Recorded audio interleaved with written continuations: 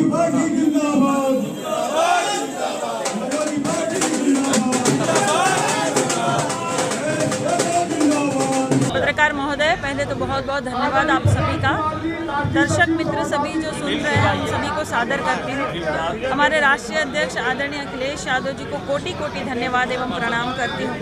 बहुत खुश हैं हम, क्योंकि जो पीडीए की जो लड़ाई चल रही है, पिछड़ा, दलित, अल्पसंख्यक या आधी आबादी कहिए महिलाओं की, या कहिए कि आदिवासी, या कहिए अगड़ा जो गरीब है जो तबका, या कहिए कि बौद्ध धर्म के लोग, सिख धर्म के लोग, ईसाई धर्म के लोग, हर कोई हमारा साथ बढ़ चढ़कर दे रहा है। हर कोई इस पीडीए की लड़ाई में शामिल है। जनता इस बार लड़ रही है। काजल निषाद का व्यक्तिगत चुनाव कतई नहीं है, पहले भी नहीं था, आज भी नहीं है।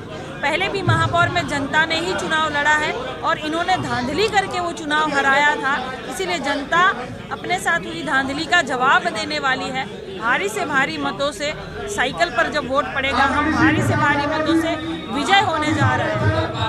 किस तरह का, जैसे पिछले मेयर प्रत्याशी थे, अब उस समय आपको नहीं मिल पाया, तो इस समय कैसे जनता आपको चुनने में? जनता खुद लड़ रही है, क्योंकि महापौर भी चुनाव जनता का ही था।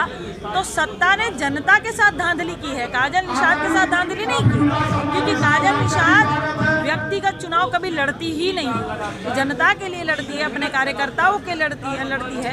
जो मेरी लोकसभा क्षेत्र की जनता है उनके लिए लड़ रही है। वो समझेगी, इसीलिए समझेगी क्योंकि जिस तरह से ये सरकार तानाशाह बन गई है, जिस तरह से लोकतंत्र की हत्या हो रही है, ये आखिरी चुनाव होगा। देख लीजिएगा, ये आखिरी ही चुनाव होगा।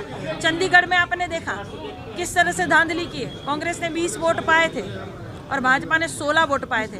कांग्रेस सीधा सीधा जीती थी, लेकिन जो इन्होंने धांधली किया चंडीगढ़ में, वैसे ही महापौर में हमारे साथ भी किया था। लाइट बंद की थी और 1 लाख वोट की बढ़ोतरी भारतीय जनता पार्टी के प्रत्याशी की कर दी गई। जनता समझ रही है, क्योंकि वो चुनाव भी जनता का था, जनता के साथ धांधली हुई है। यहाँ भी जनता के साथ धांधली न हो, इसीलिए सबको एकजुट रहना पड़ेगा। इस लड़ाई को युद्ध समझकर लड़ना पड़ेगा। आखिरी लड़ाई समझकर मेरा साथ दीजिएगा।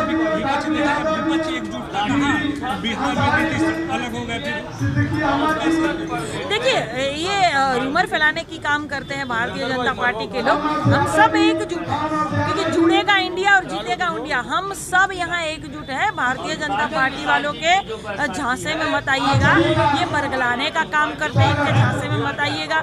ये आपको राशन देंगे, शासन नहीं देंगे। ये आपको राशन देके शासक नहीं बनाएंगे, ये आपको राजा कभी भी नहीं बनाएंगे। इसीलिए बात को समझने की ज़रूरत है। 95% जनता को साजिश के तहत गरीब बनाया जा रहा है। अभी आवाज़ नहीं उठाई तो कतई अगली बार कोई चुनाव होगा नहीं, कोई आपको समझाने नहीं आएगा।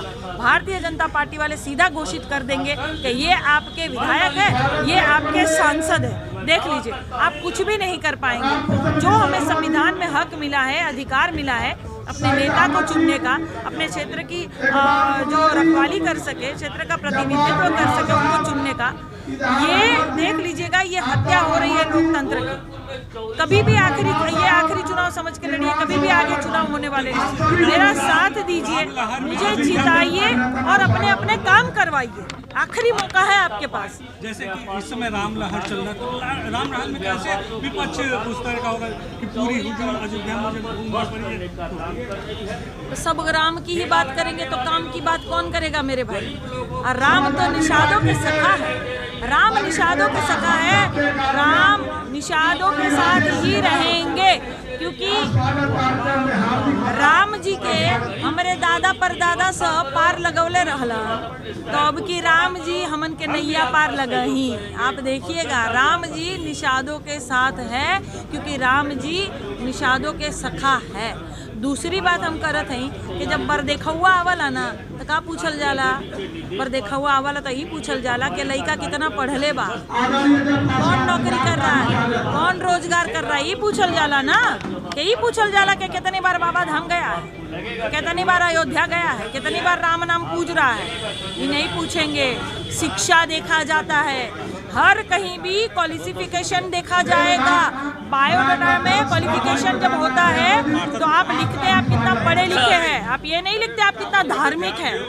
तो तो बात को समझिए, राम जी भी निषादों के साथ है क्योंकि राम जी निषादों के सखा है। धन्यवाद।